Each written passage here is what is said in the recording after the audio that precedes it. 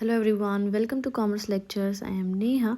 आज करेंगे हम माइक्रो इकोनॉमिक्स एंड टॉपिक है हमारा आज का टोटल वेरिएबल कॉस्ट और टोटल फिक्स्ड कॉस्ट के बीच का डिफरेंस। गाइस, अगर ये नोट्स चाहिए डिस्क्रिप्शन में लिंक मिल जाएगा, वहाँ से आप नोट्स डाउनलोड कर सकते हैं। तो देखो क्या लिखा है। सबसे पहले देखते हैं कि टोटल वेरिएबल कॉस्ट क्या होती है। It refers to the cost which vary directly with the level of output. यानी ये कौन सी कॉस्ट होती है जो आउटपुट के साथ डायरेक्टली वेरी करती है। इसका मीनिंग क्या है? आउटपुट क्या होता है? आउटपुट यानी प्रोडक्शन, और वेरी मतलब चेंज होना, डायरेक्टली मतलब इनके बीच में पॉजिटिव रिलेशन है। यानी अगर आउटपुट बढ़ रहा है, प्रोडक्शन बढ़ रही है, तो टोटल वेरिएबल कॉस्ट भी बढ़ रही है। अगर आउटपुट घट रहा है तो टोटल वेरिएबल कॉस्ट भी घट रही है। तो यहाँ पॉजिटिव रिलेशन है इन दोनों के बीच में। और टोटल फिक्स्ड कॉस्ट क्या होती है? जो लेवल ऑफ आउटपुट के साथ वेरी नहीं करती है। यानी ये कॉस्ट इतनी ही रहती है, फिक्स्ड ही रहती है। आउटपुट चाहे बढ़ जाए चाहे घट जाए, कोई फ़र्क नहीं पड़ता। ये कॉस्ट जितनी है, अगर 1000 रुपये है तो 1000 रुपये रहेगी, 1,00,000 रुपये तो 1,00,000 रुपये रहेगी, ना कम होगी ना ज़्यादा होगी। नाम में ही लिखा है ना fixed.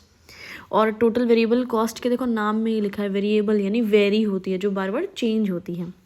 It can be changed in the short run. Variable जो है शॉर्ट रन में चेंज होती रहती है, बार बार कम ज़्यादा होती रहती है। कभी कॉस्ट कम आ जाती है, कभी ज़्यादा।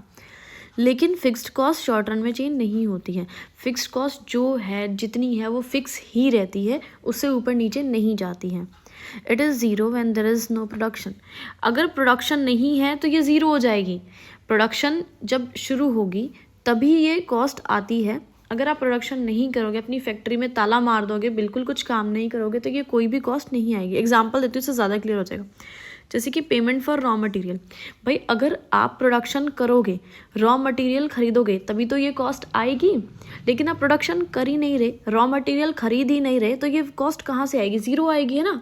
अब इसका एग्जाम्पल देखते हैं, जैसे इंश्योरेंस प्रीमियम। अब भाई, इंश्योरेंस प्रीमियम हर महीने देना ही देना पड़ेगा। आपकी फैक्ट्री पे चाहे ताला लग जाए, चाहे आप घर पे आराम से खराटे मार के सो रहे हो, लेकिन हर मंथ में आपको ये प्रीमियम देना ही पड़ेगा। ठीक है। सो फिक्स्ड कॉस्ट ज़ीरो नहीं होती है। प्रोडक्शन करो या ना करो, कोई फ़र्क नहीं पड़ता, फिक्स्ड कॉस्ट आपको देनी ही देनी पड़ती है। अब जैसे कि आपने भी इंश्योरेंस पॉलिसीज़ वगैरह ले रखी होंगी, आपके मतलब फादर वगैरह ने, मदर ने, तो चाहे वो जॉब पे जाएँ चाहे ना जाएँ, हर महीने या जो 6 महीने जितने भी उन्होंने ले रखी है इंश्योरेंस पॉलिसी, वो देनी ही पड़ेगी भाई। इंश्योरेंस वाले ये नहीं बोलते हमें कि तुम नौकरी नहीं कर रहे, चलो हम तुम्हें तरस खा लेते हैं। नहीं, वो तो देने ही पड़ते हैं। It is incurred on variable factors. अब टोटल वेरिएबल कॉस्ट इनकर्ड यानी कहाँ पे खर्ची जाती है? वेरिएबल फैक्टर्स पे खर्ची जाती है। ठीक है। जैसे कि लेबर पे, रॉ मटेरियल पे, इन चीज़ों पे ये कॉस्ट खर्ची जाती है। It is incurred on fixed factors like land and building. अब फिक्स्ड कॉस्ट किस पे खर्ची जाती है? फिक्स्ड फैक्टर्स पे, जैसे लैंड और बिल्डिंग। अब बात ये है, यहाँ पे ना देखो वेरिएबल फैक्टर्स लिखा है। वेरिएबल फैक्टर्स का मतलब जो हम वेरी कर सकते हैं, यानी चेंज कर सकते हैं। लेबर को कम ज़्यादा कर सकते हैं, है ना। रॉ मटेरियल को कम ज़्यादा कर सकते हैं, कम खरीद सकते हैं, ज़्यादा खरीद सकते हैं। तो ये फैक्टर्स वेरिएबल हैं, यानी चेंज हो सकते हैं।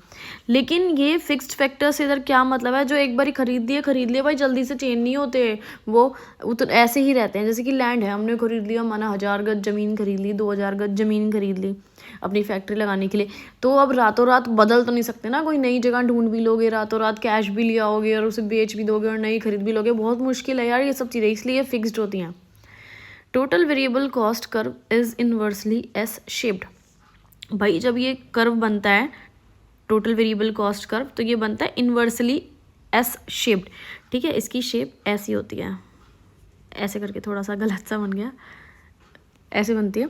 लेकिन जो टोटल फिक्स्ड कॉस्ट कर्व है भाई, हॉरिजॉन्टल लाइन बनती है, वो पैरेलल टू एक्स एक्सिस। यानी ये बनेगा, जैसे ये है तो ये लाइन ऐसे डलेगी, ऐसे स्ट्रेट।